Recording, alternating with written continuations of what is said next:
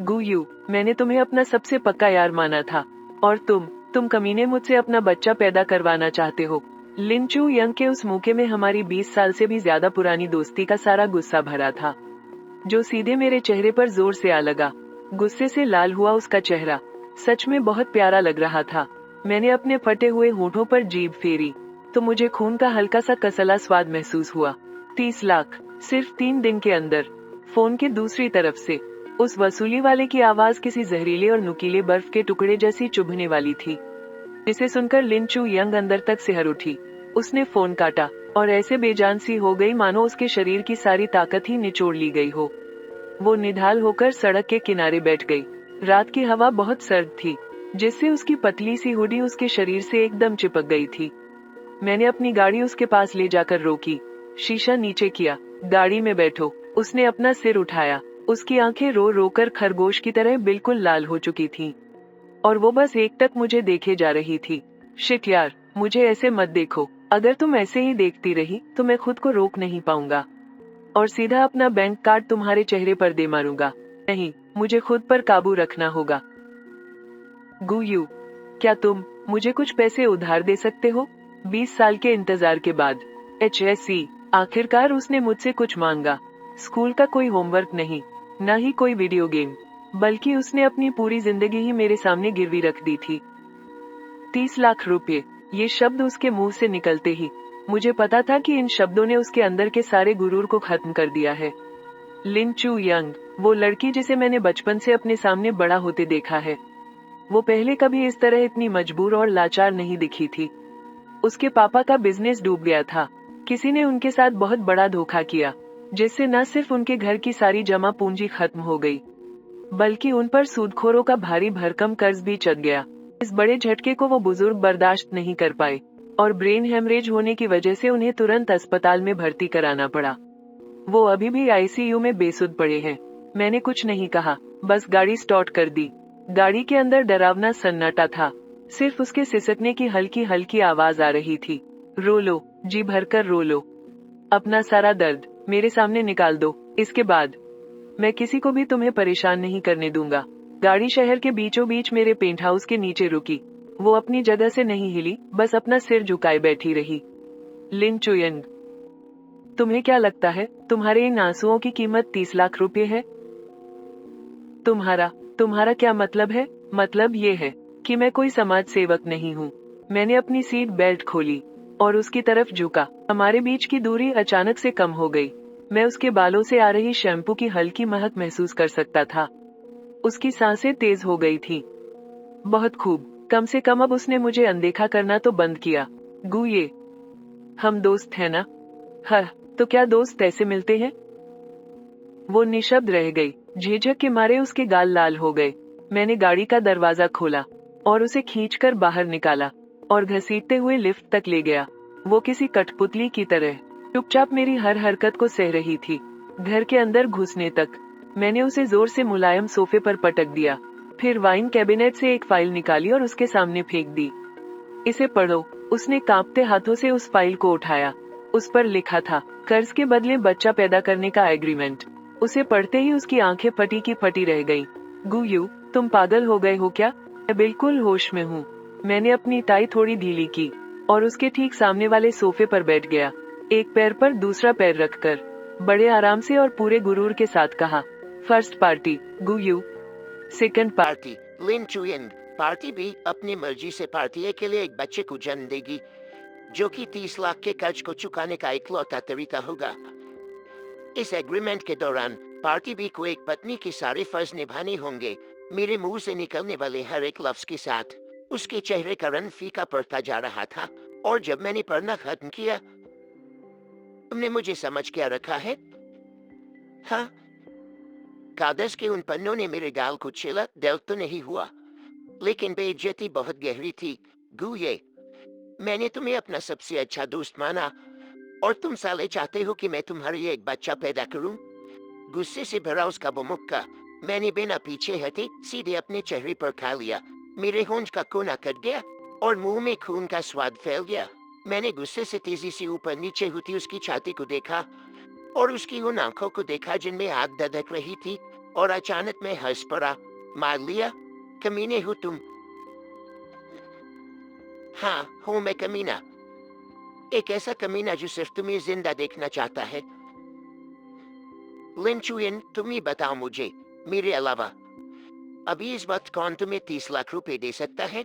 तुम्हारे वो नाम के रिश्तेदार, या फिर तुम्हारा वो एक्स बॉयफ्रेंड जो सिर्फ खोखले वादे करना जानता है? तुम्हारे पास कोई और रास्ता नहीं है। मुझे माफ कर दो चू यंग। माफ कर दो कि मैंने तुम्हें अपने पास रोकने का इतना घटिया तरीका चुना। वो रोने लगी, लेकिन इस बार वो पहले की तरह गुट गुट कर नहीं रो रही थी, बल्कि वो पूरी तरह टूट कर फूट फूट कर रो रही थी। बिल्कुल उस बच्चे की तरह जिसे पूरी दुनिया ने अकेला छोड़ दिया हो। मैंने अपनी पकड़ छोड़ दी और उसे जमीन पर बैठे रहने दिया, पूरी तरह से तड़प तड़प कर रोने दिया। मैं उसे चुप कराने नहीं गया, क्योंकि मैं जानता था कि उसे अपनी भड़ास निकालने की जरूरत है। काफी देर तक रोने के बाद वो धीरे धीरे शांत हुई और अपनी सूजी हुई लाल आंखें उठाकर मेरी तरफ देखा। ऐसा क्यों? इसका कोई जवाब नहीं था। दस्तखत करो या फिर यहाँ से चली जाओ। लौट जाओ अपनी उसी दलदल में। मुझे पता है मैं बहुत बेरहम बन रहा हूँ, लेकिन उसकी जैसी जिद्दी लड़की से निपटने के लिए मुझे सबसे सख्त कदम उठाना ही था। वो बस मुझे एक तक घूरती रही, पूरे 1 मिनट तक। फिर उसने वो अग्रीमेंट और पेन उठाया और तापते हाथों से उस पर दस्तखत कर दिए। लिखावट एकदम तेरी मेरी थी, आंसुओं और बेबसी से भीगी हुई। उस पल मेरा दिल पागलों की तरह धड़क रहा था। ये किसी बड़े जुए जैसा था, जिसमें मैंने हमारी 20 साल की दोस्ती दांव पर लगा दी थी। शुक्र है कि मैं ये बाजी जीत गया। दस्तखत करने के ठीक अगले ही दिन people's republic of China, people's republic of China, मैं सीधे उसे मैरिज रजिस्ट्रार के ऑफिस ले गया। वो ऐसे चल रही थी जैसे कोई मुजरिम फांसी के फंदे की तरफ जा रहा हो। अरे वाह, क्या जोड़ी है तुम दोनों की। बचपन का प्यार है ना? ये सुनकर लिन चुयिंग एकदम घबरा सी गई। मैंने कहा, आंटी, आपने बिल्कुल सही पकड़ा। हम दोनों बचपन से एक दूसरे को जानते हैं। हाँ, अब हम पति पत्नी हैं। लिन चुयिंग, तुम अब सिर्फ और सिर्फ मेरी हो। ये सुनते ही लिन चुयिंग ने मेरी कमर पर जोर से चिकोटी काटी। मैं दर्द से कराहू था, लेकिन मेरे चेहरे की मुस्कान और भी गहरी हो गई जब वो 2 लाल रंग के मैरिज सर्टिफिकेट मेरे हाथ में आई। तो मुझे लगा जैसे मैं कोई सपना देख रहा हूँ। मैंने बहुत प्यार और हिफाजत से उन्हें रखा और अपनी शर्ट के अंदर वाली जेब में संभाल लिया। उसने ताना मारा, क्या इतना सब करने की जरूरत थी? मैंने कहा, बिल्कुल। उसने मुंह फेर लिया और खिड़की के बाहर देखने लगी और फिर एक लफ्ज नहीं कहा। मुझे पता था वो मन ही मन मुझे 1000 गालियां दे रही होगी। 10,000 बार कोसा होगा मुझे। कोसने दो, बस तुम मेरे पास रहो। चाहे तुम मुझे गालियां देकर ही क्यों न मार डालो। 30 लाख रुपये तुरंत उसके अकाउंट में पहुंच गए। उसने बिना देर किए अस्पताल का बिल चुकाया और उन वसूली वालों का मामला भी रफा दफा कर दिया। ये सब बवाल ने बताने के बाद वो मेरे अपार्टमेंट में वापस आ गया, बिल्कुल एक भटके हुए भूत की तरह। मैंने पैसे चुका दिए हैं। अब चलो एग्रीमेंट की डिटेल्स पर बात करते हैं। कैसी डिटेल्स? एक पत्नी के फर्ज निभाने के बारे में। तुम्हारा मतलब ठीक ठीक क्या है? मैं चल कर गई और उसके पास बैठ गई। मैंने जानबूझकर उसके करीब झुकते हुए अपनी आवाज को धीमा किया। मेरी गर्म सांसें उसके कानों को छू रही थी। तुम्हें क्या लगता है, बच्चा पैदा करने के लिए आखिर क्या करना पड़ता है? देखते ही देखते उसके कान पूरी तरह लाल हो गए। गुयू, तुम अपनी हद पार मत करो। मैं हद पार कर रही हूँ। कागज पर साफ साफ लिखा हुआ है और तुमने खुद उस पर साइन किए हैं। क्या हुआ, अब पीछे हटना चाहते हो? मैं कॉन्ट्रैक्ट तोड़ने की पेनल्टी 3 करोड़ है। वो पल भर में ही सन रह गया, बिल्कुल उस बिल्ली की तरह जिसकी किसी ने गर्दन दबोच ली हो और उसने अपने सारे पंजे अंदर खींच लिए हो। ठीक है, कब से शुरू करना है? अभी से? क्या मजाक कर रही थी बुद्धू? मैं भला तुम्हें अभी से कैसे डरा सकती हूँ? जरा अपनी हालत तो देखो। जाओ नहा लो और जल्दी सो जाना। तुम क्या मैं क्या तुम्हें लगता है कि मैं तुम्हारी तरह कोई लड़की हूँ? ये सुनते ही उसका चेहरा शर्म से लाल टमाटर हो गया। उसने एक कुशन उठाया और सीधा मेरी तरफ दे मारा। गुयू, तुम सच में बेशर्म हो। मैंने हंसते हुए उस कुशन को पकड़ लिया। मेरा मूड एकदम बढ़िया हो गया था। गेस्ट रूम, बाई तरफ पहला वाला कमरा है। मैंने तुम्हारा सारा सामान बाहर रखवा दिया है। Guest room. और नहीं तो क्या, क्या तुम सच में मेरे साथ एक ही कमरे में सोना चाहते हो? उसने कुछ कहने के लिए अपना मुंह खोला। वो बहुत देर तक कुछ बोल ही नहीं पाई। मुझे पता था कि उसके मन में क्या चल रहा है। उसे लगा कि मैं किसी जानवर की तरह शादी के पहले ही दिन उसके साथ कुछ कर बैठूंगा, लेकिन मैं ऐसा नहीं हूँ। मैंने इतने सालों तक उसका इंतजार किया है, तो कुछ दिन और इंतजार करने से मुझे कोई फर्क नहीं पड़ता। मुझे उसका जिस्म नहीं, उसका दिल चाहिए। मैं चाहता हूँ कि वो अपनी मर्जी से मेरी हो। उस रात वो गेस्ट रूम में सोई और मैं मास्टर बेडरूम में। हमारे बीच बस एक दीवार थी, लेकिन मेरी तो नींद ही उड़ गई थी। मेरे दिमाग में बस वही घूम रही थी, मेरी सफेद शर्ट पहने पूरे घर में इधर उधर टहलते हुए। खुद पर काबू रख गुयू, तू एक शिकारी है, तुझे सब रखना होगा। मैं बिस्तर पर करवटें बदलता रहा, और जब मुझसे और बर्दाश्त नहीं हुआ तो उठकर सीधा उसके कमरे के बाहर जा पहुंचा।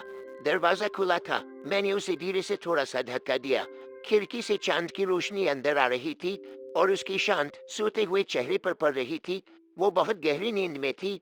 उसकी लंबी पलकें किसी छोटे पंखे की तरह हल्की सी उठी हुई थी। शायद वो दिन भर की थकान से चूर थी। उसे तो ये भी पता नहीं चला कि उस पर से कंबल खिसक चुका है। मैं अंदर गया और मेरी उंगलियां गलती से उसकी गालों से छू गई। एकदम नरम और मुलायम। मेरे दिल की धड़कन जैसे एक पल के लिए रुक सी गई। गुड नाइट मेरी जान। मेरी दुनिया में तुम्हारा स्वागत है। एक साथ रहने का हमारा ये सफर मेरी सोच से कहीं ज्यादा हंगामेदार निकला। इस लिन चुएंग नाम की लड़की को तो एक कॉन्ट्रैक्ट वाली पत्नी होने का जरा सा भी एहसास नहीं था। सुबह सुबह वो अपने बिखरे हुए चिड़िया के घोंसले जैसे बालों के साथ कमरे से बाहर भागी। गुयू, ओए गुयू, मेरा फेस वॉश कहाँ है? तुमने कहाँ छिपा दिया उसे? तुम्हारे बाई तरफ वाली दूसरी अलमारी, वो गुलाबी वाली बोतल। टूथब्रश कहाँ है? मैं अपना टूथब्रश तो लाई ही नहीं, शीशे के पास रखा है। तुम्हारे ये नहल आया था, वो भी गुलाबी रंग का ही है। वो गुनगुनाते हुए ब्रश करने और मुंह धोने चली गई। गुयू, मेरे पास बदलने के लिए कपड़े नहीं है। मैंने ऑमलेट को प्लेट में निकाला और डाइनिंग टेबल पर रख दिया। ड्रेसिंग रूम में दाई तरफ की पूरी लाइन तुम्हारी ही है। लिन चुएंग एकदम हैरान रह गई। वो हिचकिचाते हुए मास्टर बेडरूम के ड्रेसिंग रूम में गई। मुझे उसके चौंकने की एक हल्की सी आवाज सुनाई दी। मैं चलकर गया और दरवाजे के फ्रेम से टेक लगाकर खड़ा हो गया और उसके उस के बक्के चेहरे को मजे से देखने लगा। पूरी एक दीवार जितनी बड़ी अलमारी, इस सीजन के सबसे लेटेस्ट औरतों के कपड़ों से भरी।